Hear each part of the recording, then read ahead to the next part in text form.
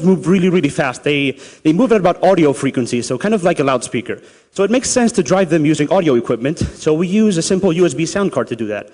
And since we're using audio hardware, it makes sense to use audio software. So I built OpenLays around the excellent Jack audio connection toolkit, which is a real-time Unix sound server for Linux and Unix.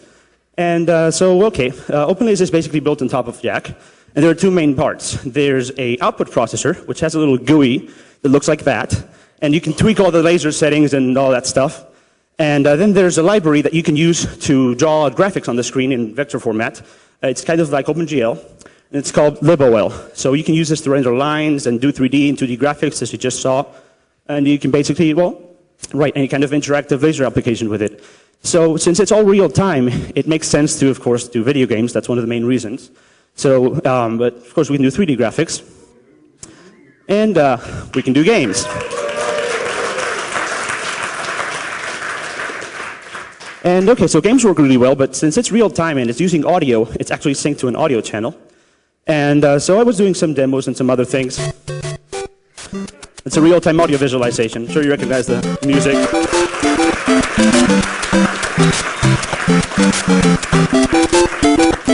So I also did a little demo, and I decided to try doing a tracer because an effect like this can only really be computed in a bitmap format. So there's a tracer that finds the lines of the effect and converts it into laser.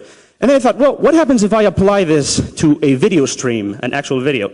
So I found this shadow art video on YouTube that works really great with this algorithm. It works way too well with this. And that's what this looks like. It's real time from a video file to laser to the projector.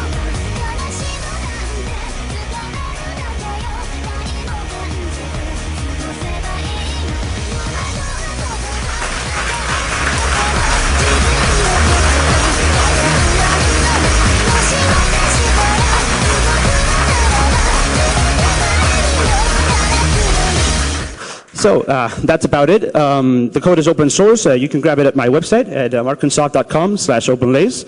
I don't have plans for building the projector yet, but it's, you can do it DIY. It's not very hard if you know a little bit about electronics. It costs about 200 euros. So that's about it. Thank you very much.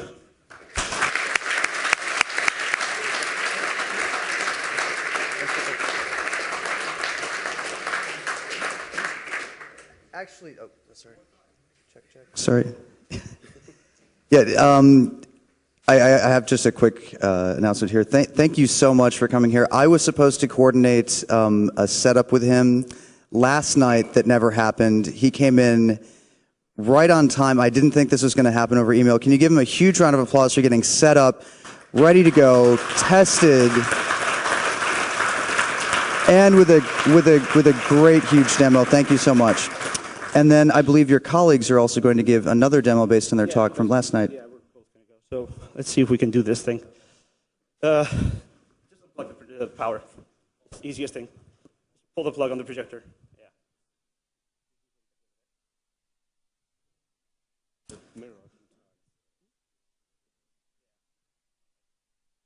Let's see if I can do that. All right. I think the audience will give you, a minute to breathe if you need that.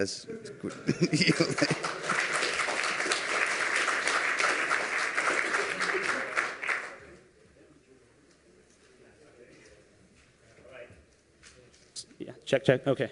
So we were going to give a demo on the PS3 on the talk, and we didn't finish it, and we have issues, and we still have issues. So we're going to give the best possible demo we can. We have video issues, so it's going to have to be through the network from a computer. So this is a PS3 Slim. There's nothing connected to it on the front or the back other than Ethernet and power. Just going to leave it there if I can.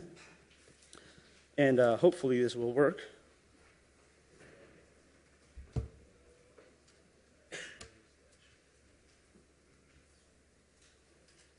All right.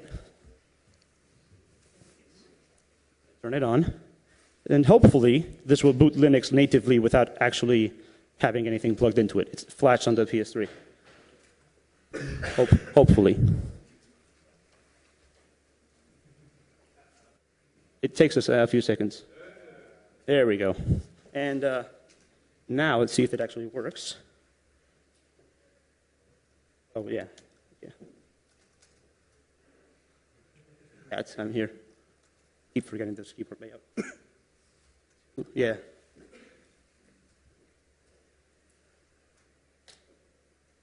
Yeah, well, it's booting up, so this will happen a few times. It's booting up the Linux, and if video worked, you'd be seeing a nice penguin and all that stuff. But apparently the video RAM is kind of turned off, and we have no clue how to turn it on yet. So that's kind of hard to get video that way.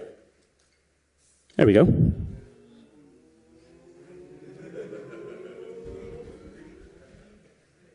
Just give it a few seconds. It'll work. I think it's trying to resolve. Yeah.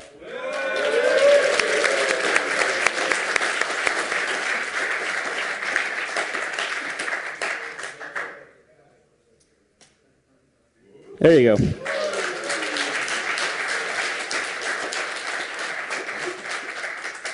Where's my dash here?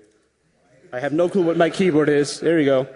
And what did I botch there? Oh, I have it again. Yeah, UTF-8. Okay. So that's that's what we can show you right now. No jailbreak, no USB, no nothing. It's flashed. The bootloader is flashed onto the PS3. You actually have 2 minutes left, and you haven't asked for your 1 minute extension if people have questions. Yeah, sure. However, if you do have questions, please find a microphone. We have angels coming around. They will give it to you. This is for the benefit of the people watching the streams at home, and you might as well just ask for your 1 minute time extension right now. Yeah, pretty much.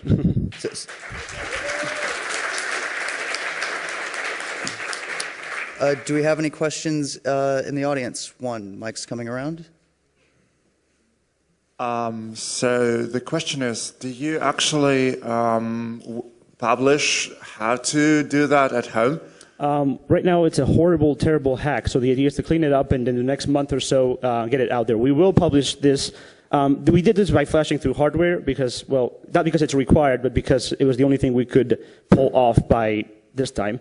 But we know it's possible to do through like just a firmware update. So the idea is to publish a firmware update file that will replace Game OS with Linux like this, and basically do this without any weird hardware stuff. Thank you.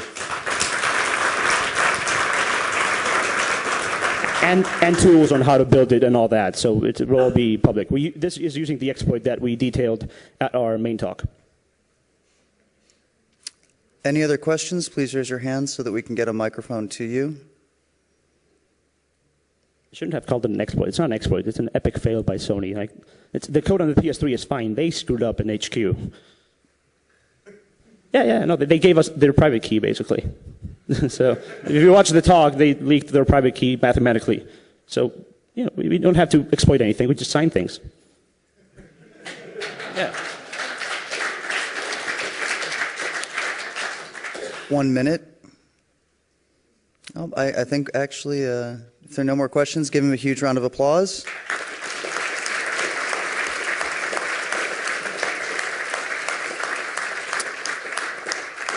And we're going to take the next talk that is up is the TV Begone talk, but we're just going to do a quick recap of how this thing works and do a little microphone technique check. So right now you're in the lightning talks. Every presenter has submitted material in advance. Most presenters submit slides which are run off a central laptop. They have 4 minutes to present their slides. They will get a 1 minute and a 30-second and a 10-second warning, which works like this. 10, 9, 8, 7, 6, 5, 4, 3, 2, 1. Presenters may ask for a 1 minute